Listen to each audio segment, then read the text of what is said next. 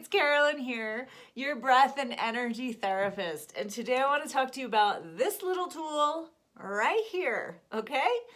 But first, make sure you hit that subscribe button down below so you can get weekly or, twice monthly videos on how to optimize your health, activate your inner pharmacy, and really ditch the burdens, release the stress, and live a life that's awesome AF, okay? So I also just got done with a workout, hence the hat. Okay, so what is this tool? This tool is called Pulse Oximeter. All right. And the reason I'm talking about this with you today is because this could be your little friend right now. In case you haven't noticed, there is a global pandemic still happening. And this little thing this pandemic actually affects your respiratory. Not everybody, but it does affect a lot of your respiratory, right? And this little thing is actually something that can measure your blood oxygen levels, right? It's the so all of us, so when we breathe, right, oxygen enters the lung, it gets passed through these little membranes that go into the bloodstream, and then hence those red blood cells carry oxygen to the cells, right, to the organs in the body, right, the brain, everything else, okay? So I actually have this because like I said, I'm a breathwork facilitator, and with my breathwork, we go into intermittent states of hypoxia, which I will link a video to that below as well if you're curious about knowing what hypoxia is. But anyway, back to this little guy.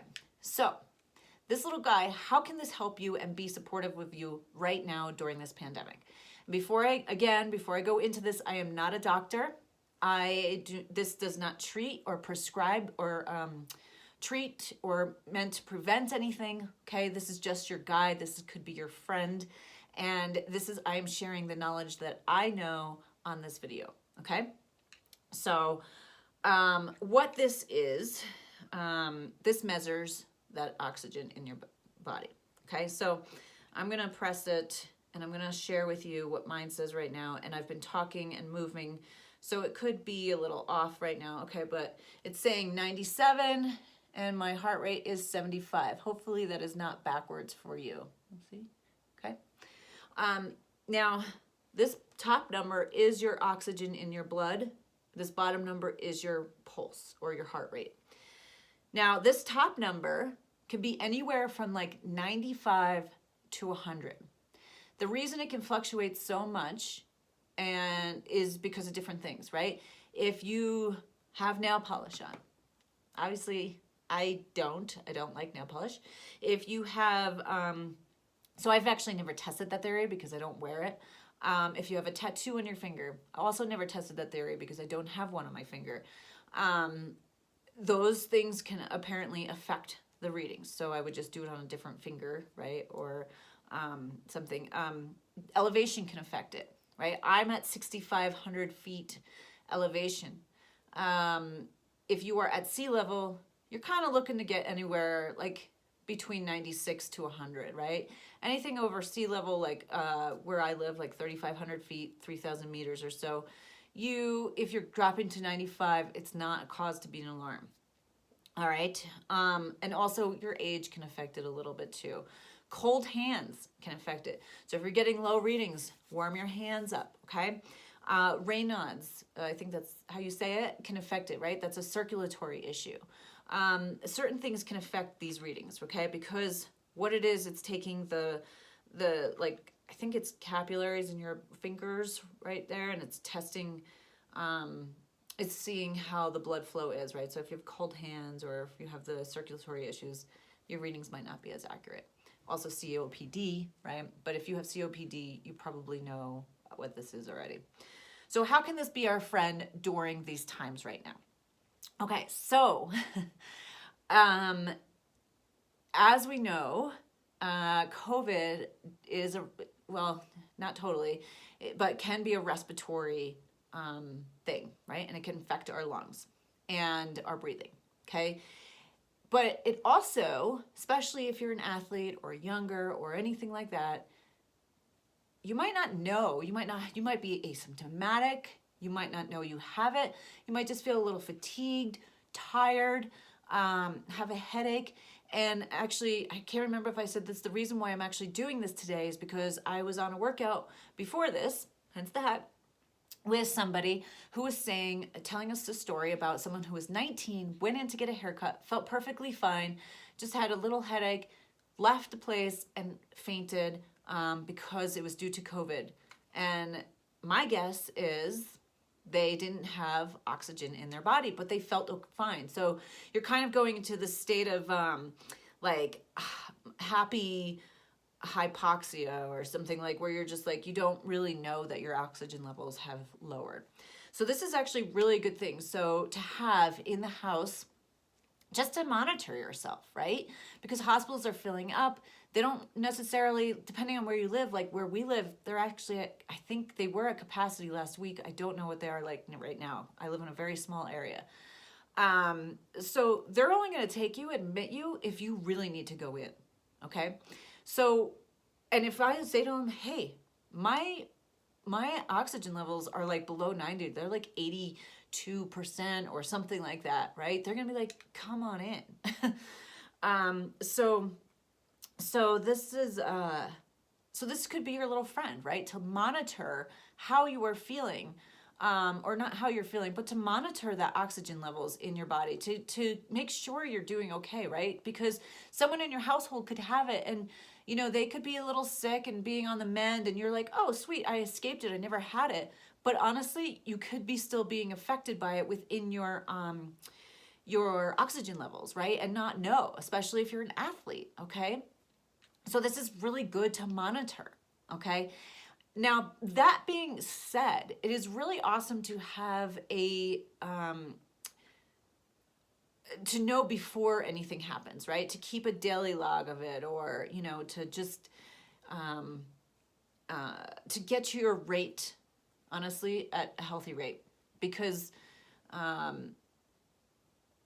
it could be dropping, or you could have something underlying before you even get this, right? And no, you know, so like, it's really nice to have, to know what your rate is. All right. So that's that on that. Okay. Now, if your rates are low, you're feeling good, or you're feeling all right, you could actually increase your rates with some pursed lip breathing. And I'll share what that is with you now. And also, if you're feeling tired or if you're feeling stressed out or anything, this breathing technique is really going to help you. So what it is we're going to do a diaphragmatic breath, right? In through the belly, okay? So we're going to, as we breathe in, we're going to breathe in through the nose, and our belly's going to expand, and then we're going to bring it up through our chest. So our shoulders and our chest really shouldn't rise at all on the breath, okay? So you can even just take a breath right now as I'm talking and explaining this, okay? And see which one rises first, right? Or if your chest goes up, that's kind of a sign of this dysfunctional breath. And if you've seen my videos before, you know that I talk about this, all right? So I just invite you to breathe up through the belly, up through the chest, okay? And then when you exhale, you can purse your lips together and exhale through the mouth. So it kind of looks like this. So you can't see my belly actually in this video, but I'm breathing in, and then I'm pursing my lips, like breathing out through a straw, right? So you're breathing in and then breathing out.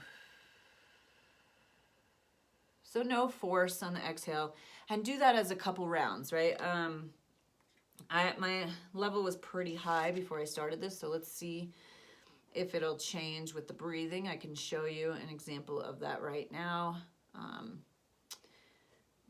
Okay, my reading is about 98 right now, so because I've been doing that, and I actually did some breath work before I got on here too. So let's see if we can maybe, it might take a little bit to get it up to 99 on here, because I don't go up that high that much, honestly.